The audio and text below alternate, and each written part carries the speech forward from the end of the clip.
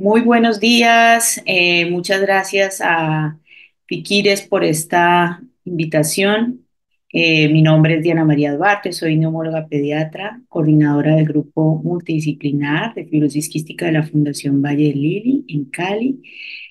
Colombia, y estoy muy contenta de poder disertar algunos aspectos muy importantes acerca de la fibrosis quística y la titulé como fibrosis quística de la A a la Z, lo esencial que debes saber, porque la idea es que como grupo ustedes pues tengan un conocimiento general de lo que tenemos actualmente y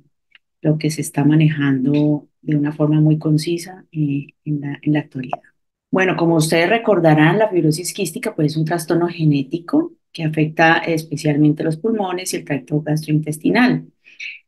Gracias a Dios y a los avances tanto en el manejo de cuidados básicos en fibrosis quística como en la introducción de la terapia altamente efectiva, existe un creciente aumento de la esperanza de vida, calculada en 65,6 años para los niños que han nacido en el año 2021. Y por tanto, conocer acerca de la enfermedad cobra una gran relevancia, al igual que ya no tendremos tantos niños como pacientes, sino que ya tendremos cada vez más adultos. La transición cobra una relevancia importante a la luz de estos nuevos avances. Recordar un poco acerca de la fibrosis quística, ya lo mencioné, es una enfermedad autosómica recesiva en donde tenemos la alteración de la proteína CFTR por sus siglas en inglés. Es una proteína que se encuentra a nivel de muchos órganos, especialmente pulmón, senos paranasales, hígado, tracto gastrointestinal, páncreas, glándulas sudoríparas y glándulas sexuales. Es un canal que principalmente maneja el cloro y el bicarbonato, dependiente de AMP cíclico, pero a la vez tenemos otros canales dentro de las células epiteliales muy importantes, como el canal ENaC, que es un canal de sodio muy importante, porque a partir de ahí es que tendremos toda la fisiopatología, como más adelante se lo explicaré. Les venía diciendo, para el año 2000, luego de que ya en el 1990 inician los programas multidisciplinares en fibrosis quística, pues la esperanza de vida sube dramáticamente y pues a la luz de los nuevos avances, según el último registro americano del año pasado, tenemos una esperanza de vida de cerca de 63, 64 años aproximadamente.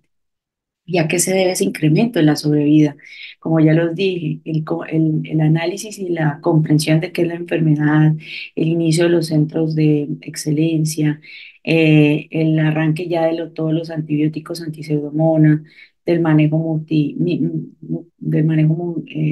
terapia respiratoria y de medicamentos mucolíticos, cerca del año 2000 el inicio de los programas de trasplante y ya para el 2011 cuando se aprueba el primer modulador, el Vacaftor, y pues ya para el 2020 cuando ya tenemos la triple combinación, y si aquí agregáramos un segundo ítem para el año 2024, el nuevo modulador. Se sabe que pues, la incidencia en Estados Unidos es mucho más alta que en los países latinoamericanos, más o menos uno en 3.200. Para Latinoamérica, en uno en 5.000, uno en 9.000. Para Colombia, según el grupo de la doctora Mateos, uno en 8.276. Y pues aquí vemos cómo, de todas formas, tenemos una amplia variedad, gama pues, de incidencias hasta a nivel mundial. También un poco tenemos su registro de los pacientes, pero se calcula que para el año 2022, donde salió esta publicación en Lancet, teníamos viviendo en Colombia cerca de 962 pacientes con fibrosis quística activos. Tenemos una tasa portadora relativamente alta, que difiere también mucho entre las diferentes regiones colombianas. Y, por ejemplo, para el suroccidente, que es el área donde me desempeño, pues tenemos una incidencia de portadores, una frecuencia de portadores más o menos de uno por cada 104 personas. O sea, es posible que en este auditorio alguno porte alguna de las mutaciones para fibrosis quística. El patrón de herencia, ya lo conocemos, es autosómico recesivo. ¿Qué quiere decir esto? Que necesitamos dos copias del gen provenientes tanto del padre como de la madre, una de cada uno, para poder tener probabilidad o del 25% de que el niño sea completamente sano, o del 50% de que el niño porte también alguna de las mutaciones que hereda de sus padres, y del 25%, uno de cada 4 veces de tener un niño que tenga la enfermedad. Y esto es para cada uno de los embarazos. Para cada embarazo, entonces, tendríamos un 25% de probabilidades de sufrir de fibrosis quística. Este gen fue secuenciado y clonado en 1989. Se ubica en el brazo largo del cromosoma 7, que, como ya les había conversado, codifica una proteína muy importante que es la proteína CFTR. Se reconocen más de 2.200 mutaciones a nivel mundial. Esta proteína pues está ubicada en la luz de las células epiteliales. Aquí vemos cómo si hay un daño de la proteína de cloro, pues entonces no tendremos una actuación o un incremento en la funcionalidad del gen el otro canal que es el de sodio, y empieza a entrar sodio de forma indiscriminada muy fuerte a través del lumen, trayéndose consigo agua hacia el interior de las células epiteliales y deshidratando el moco. Se reconocen cerca de 7 tipos de mutaciones. Las primeras son, efectivamente, no existe producción de la proteína porque esta no se logra procesar a nivel del núcleo de la célula, y cuando se logra procesar en las mutaciones más frecuentes como la clase 2, no logra atravesar el complejo de Golgi porque ahí mismo se destroza, se daña y llega muy poquita proteína hacia el lumen de las células epiteliales, que, como les dije anteriormente, un canal que se encuentra ubicado en muchas regiones del cuerpo humano.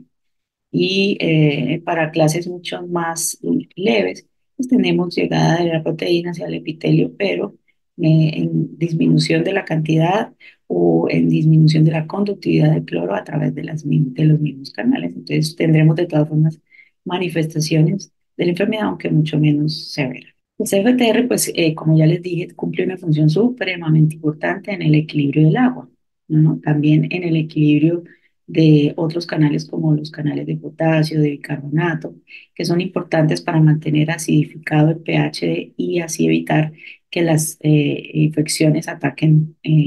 las células, especialmente las células del aparato respiratorio. Cuando la proteína falla, no funciona, pues tenemos diferentes manifestaciones. De mi lado, que es quizás lo que yo más manejo, son las manifestaciones pulmonares, en donde tendremos niños que tienen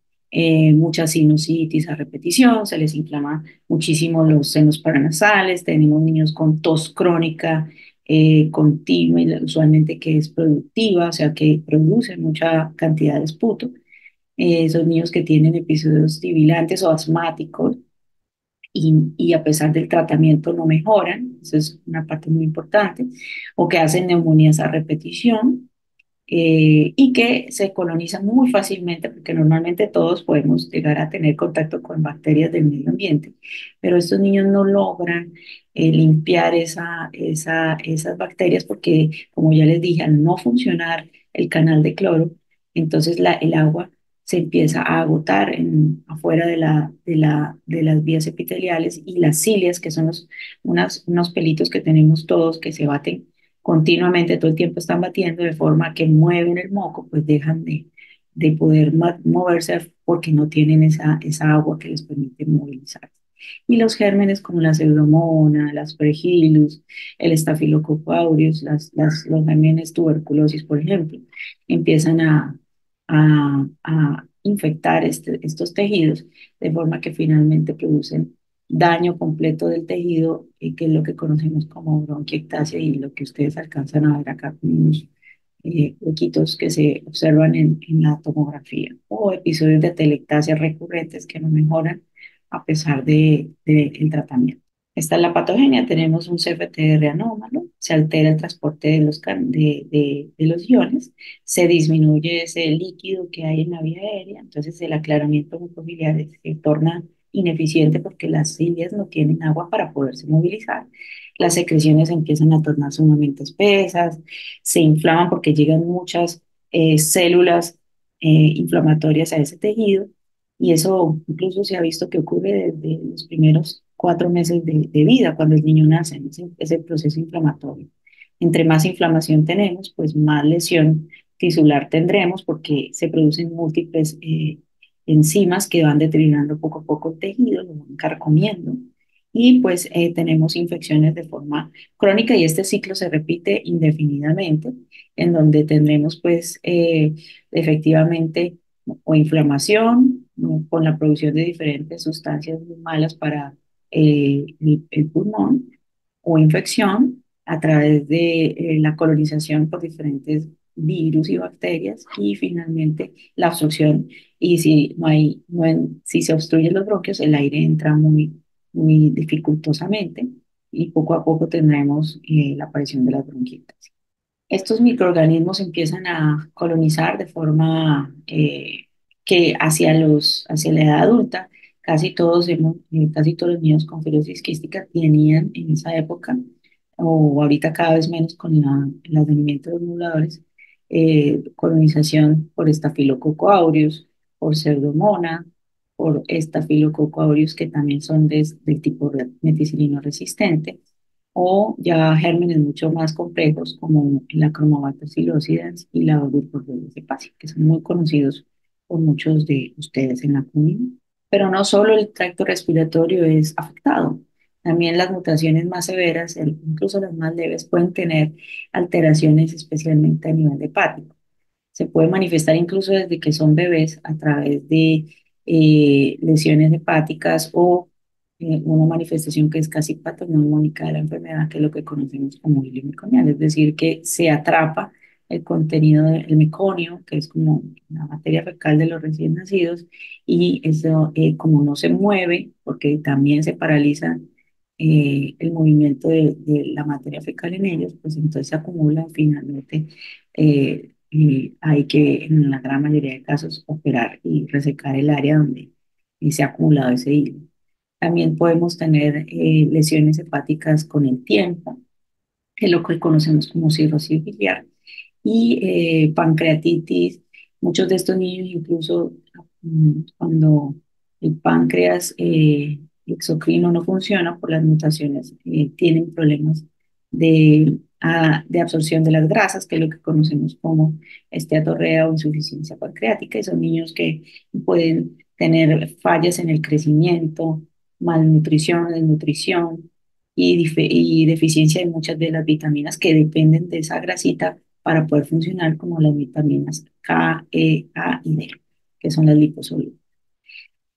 Una de las manifestaciones muy frecuentes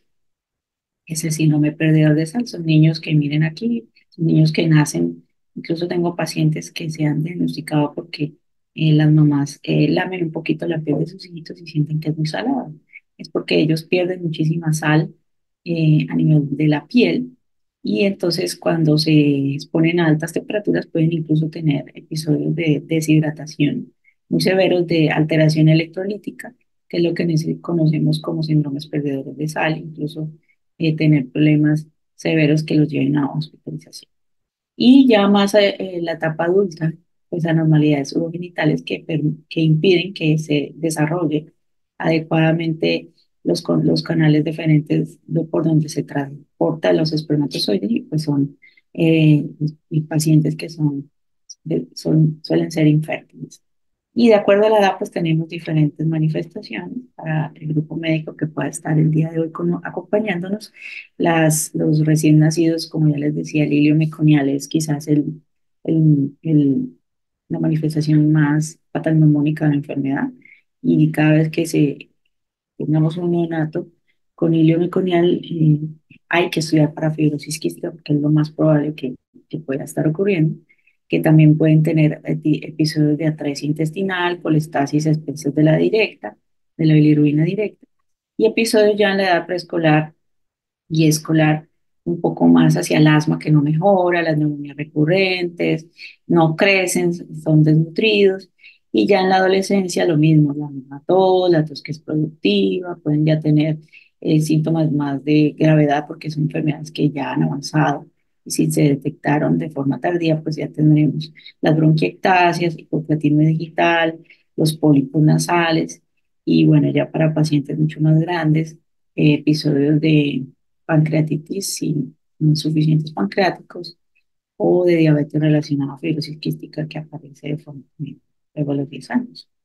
Una vez tenemos la sospecha de que podamos tener fibrosis quística, es importante llegar al diagnóstico. Si tenemos una o más características fenotípicas, tanto de alteración del tracto respiratorio, gastrointestinal o el tracto reproductivo, es con una sola, o si tienes un hermanito que nació con fibrosis quística, debemos tamizar, estudiar al hermano, o el resultado del tamizaje neonatal positivo, que aunque está firmado por ley presidencial, aún no tenemos disponible en Colombia, pues tenemos que hacer la medición de dos electrolitos en sudor diferentes días. Y si son por encima de 60, ya lo veremos un poco más adelante en el flujograma, tenemos pues el diagnóstico confirmado. Lo otro que sí o sí ya en Colombia se debe hacer es realizar la identificación de las mutaciones de fibrosis quística para poder demostrar que el paciente porta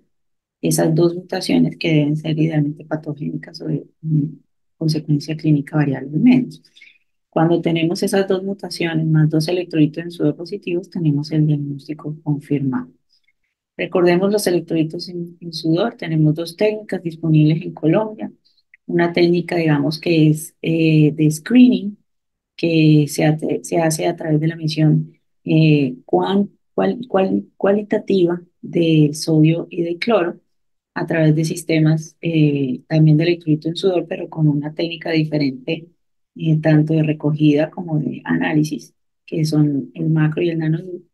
y estos son los valores de positividad y la técnica pues que es confirmatoria y que sobre todo en Colombia tenemos, que es el CloroCheck, en donde efectivamente tener valores por encima de 60 es anormal, borderline entre 30 y 59 negativos y por debajo de 30. Aquí tenemos el algoritmo diagnóstico de nuestro, que se modificó luego de que en el 2017 pues, hubo el cambio a nivel de los mil equivalentes de valores intermedios, en donde efectivamente si usted realiza dos electroforesis con pilocarpina por CloroCheck, ¿no? O por Gibson y Cook, y son más de 60, pues usted definitivamente tiene la enfermedad y además, lo ideal es hacer la secuenciación completa del gen CFTR para determinar las mutaciones. Si tenemos dos mutaciones, ya efectivamente tenemos el diagnóstico confirmado. Y si tenemos valores intermedios, de todas formas debemos estudiar estos pacientes con la secuenciación completa del gen para tratar de entonces hacer un diagnóstico molecular de la fibrosis quística. Si es menor de 30, no, poco probable que tengamos una fibrosis quística, pero de todas formas recordemos que hay mutaciones que incluso pueden tener valores por debajo de 30. Si la sospecha clínica persiste, pues de pronto enviarlo a un centro especializado en el diagnóstico sería lo más prudente. También es importante evaluar el sistema, como ya lo dijimos, gastrointestinal, ¿no? Entonces, en nuestro centro tomamos la elastasa en materia fecal. Estas no las tenemos disponibles en gran parte de los centros del Bandecame, pero sí hay Sudán, tenemos también tripsina en materia fecal. Hacer el diagnóstico tardío tiene implicaciones graves porque podemos tener ya enfermedades pulmonares irreversibles, eh, problemas gastrointestinales que impactan en el niño y también en su función pulmonar. Y ya la enfermedad pues, pulmonar avanzada, donde efectivamente ya serían candidatos más a un trasplante, ¿no? Entonces, hago hincapié, énfasis en que es importante hacer un diagnóstico temprano si lo sospechamos. Estas pruebas están cubiertas por nuestro sistema de salud, tanto los electrolitos en sudor como la prueba molecular. Entonces, la invitación es a que a que sospechemos la enfermedad y como ya se los mostré, o lo enviamos a un grupo pues como con conocimiento de la enfermedad, que pues neumología pediátrica o gastroenterología, todos tenemos esa ese entrenamiento, o al grupo de genética también para el diagnóstico molecular. En cuanto al tratamiento, efectivamente la idea es que, como ustedes pudieron ver, esta es una enfermedad pues, multisistémica. Por tanto, no solo uno de nosotros debe ver el paciente. Lo ideal es que sea un abordaje que sea multidisciplinario, que permita abordar, evitar esa progresión de esa patología respiratoria, que como ya les dije es lo que más causa la muerte de los pacientes. Pero también nos tenemos que apoyar muchísimo del grupo de gastro y nutrición, porque la nutrición es sumamente importante, al igual que el manejo pues, de todo lo que tiene que ver con el reemplazo enzimático y en donde tenemos que tener estrategias muy importantes para prevenir y controlar las infecciones, tanto de manejo hospitalario o manejo también de control de la infección dentro del centro que maneja el paciente, con el objetivo de que todo esto mantenga la calidad de vida de los niños, nuestros pacientes, tanto niños como adultos, y por eso lo ideal es que tengamos un grupo que se especialice, porque entre más conocimiento tengamos de la enfermedad, entre más nos hablemos unos con otros, entre más estudiemos, pues tendremos más experticia, porque esa experticia se gana con el tiempo, en donde tiene que haber alguien que efectivamente conozca mucho de la enfermedad y que pueda dirigir todo un grupo de manejo que aquí lo pueden ver, es un grupo grande, donde tenemos que tener el nutricionista, el gastroenterólogo, el endocrino, si tenemos problemas de diabetes o problemas de osteoporosis por las deficiencias vitamínicas y de absorción del calcio. Tenemos que tener microbiólogos, radiólogos, otorrinolaringólogos y por otro lado es muy importante tener un grupo que apoye también la educación del paciente en terapia respiratoria, en técnicas para movilizar pues, todo el moco que ellos solitos no pueden manejar y que cada vez cobra más importancia el trabajador social y el psicólogo, porque es una enfermedad compleja, y muy también que afecta sumamente a la familia entera y al entorno del paciente. Lo ideal, una institución pues que tenga un nivel de complejidad que permita pues este manejo multidisciplinario, un laboratorio también es importante se especialice, sobre todo en microbiología, y que haya un personal que esté entrenado con el objetivo de que nuestros niños lleven una vida absolutamente normal, donde podamos también tener mucha interrelación con la familia, educar a la familia y hacer énfasis en la inmunización, en la dieta rica en nutrientes, rica en sal, cómo se deben utilizar las enzimas, los suplementos nutricionales si es necesario usar y pues la intervención psicosocial requiere pues un manejo multidisciplinario, idealmente en centros que estén aprobados. Este es el último, digamos, cuando uno entra en la Fundación Americana de Fibrosis Quística, tiene acceso a los pipeline, que son como los estudios que ya están o en fase preclínica o hacia ya el paciente y que están aprobados para el uso del paciente. Pues aquí podemos ver que los moduladores pues, que están aprobados, aquí los tenemos y que tenemos disponible la triple combinación, digamos, como vital no disponible y para contarles que ya en el diciembre del 2024 fue aprobado para mayores de 6 años la nueva triple combinación, benzacaptor, tezacaptor y doticaptor, que es el Alitrec. También para mutación Delta F508 más heterocigoto o homocigoto, con una adición de varias otras mutaciones que no estaban incluidas con la triple combinación. En cuanto a aclaramiento mucociliar, seguimos el manejo, el estándar of care sigue muy fuerte en el uso pues, de todos los mucolíticos como la Dornasa alfa, la solución salina hipertónica al 7%, que las tenemos estas dos disponibles en Colombia. Sigue pues el uso pues, de los antibióticos nebulizados, que disponibles en Colombia tenemos la doramicina inhalada, pero pues sepan que hay otros más autorizados y pues que el manejo nutricional es muy importante con las vitaminas liposolubles, la A, la D y la E, y las enzimas pancreáticas. Por tanto, para cada una de los defectos del gen, pues tenemos un tratamiento disponible. Está la Dornasa para el manejo de las secreciones viscosas, las técnicas de limpieza de la vía aérea. Si el paciente se infecta por alguno de los gérmenes de los cuales ya hablamos, pues el uso tanto de antibióticos como orales endovenosos y el uso también de antibióticos nebulizados. Y pues si ya tenemos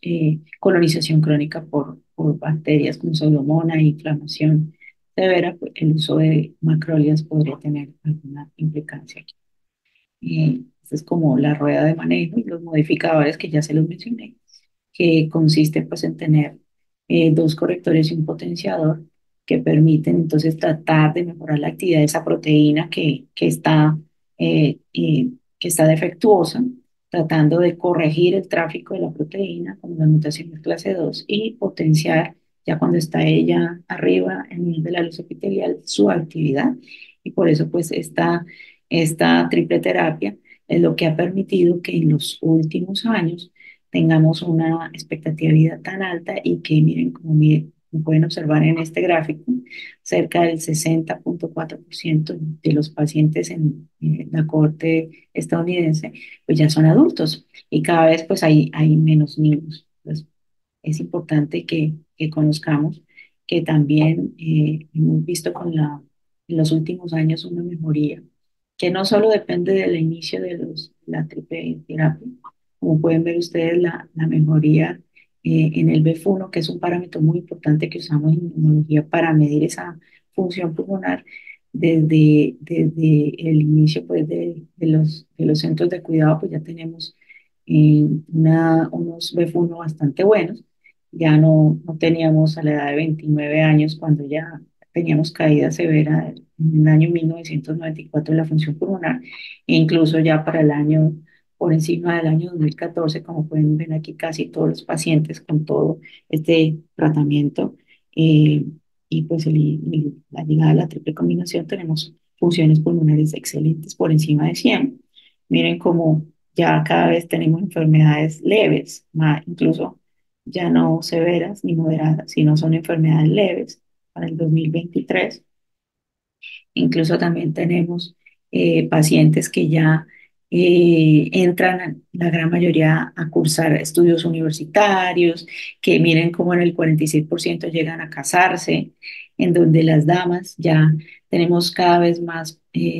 mujeres en estado de embarazo, cosa que anteriormente pues, no se veía. Y pues eso plantea retos, ¿no? Retos muy importantes y porque ahora las